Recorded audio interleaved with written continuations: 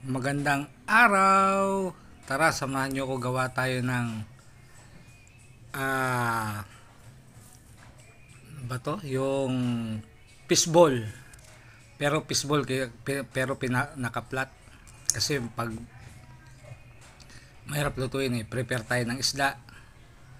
Ayan, galunggong na malalaki. Asinan natin, tapos lagyan ng tubig. Ayan, tapos isalang natin ng konti. Tapos siwa tayo ng bawang. Pinuin natin bawang. Ayan.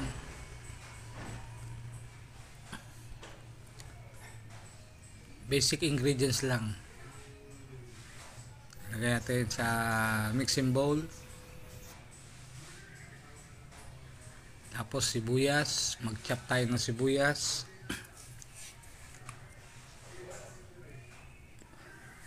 Ayan.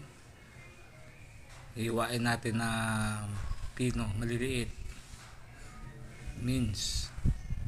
Ayan po.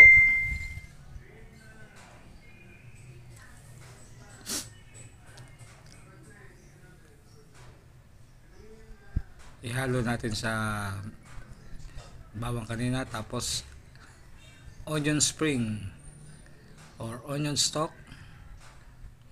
Yung leeks, malalaki yung leek. Onion leeks malalaki. Ito, onion spring. Ayan, lagay natin dyan. Buhos natin dyan. Ayan na, magalawang camera. Pasensya na.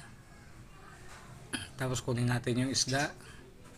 Ayan, yung nilaga natin ng isda. Set aside natin yung sabaw. Pwede natin panimpla kasi may asin yan. Ayan. I-debone natin yung isda. I-debone natin. Tanggalin yung, bali yung pinakagitna lang kukunin natin.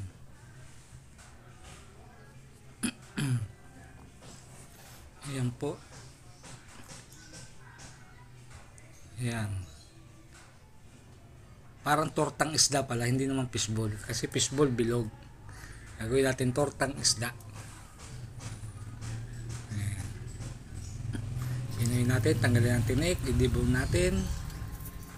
I-debone, ayan, tanggalin ang tinik para dire-diretso sa pagsubo, pagmuya, walang sagabal. I-mash natin o ipinuin natin, durugin natin. Pinong-pino, ayan. Ayan na, tapino na. Ayan. Ayan. Chicken natin maigi kung may tinik. Tapos lagay natin doon sa may mga sibuyas. I-mekos natin. Ayan, mekos. Ayan na. Timpla, lagyan natin ng itlog para mag ang itlog, yan siya ang nagbabind ng protein para mabuo siya.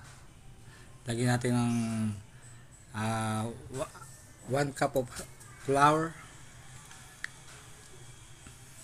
Tapos asin, salt to taste. Ayan po. Mekos na yan insan. Paminta. Ginger powder.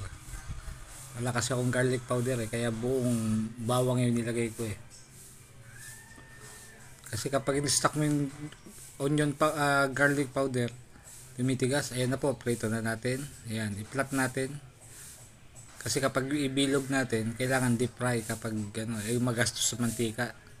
Sayang lang, itim lang. Kaya ganyan na lang, i-flatten mo na lang kapag lagay mo sa frying pan. Ayan. Ayan na. Medyo reddish na siya o brownish. Tikman natin. Sarap.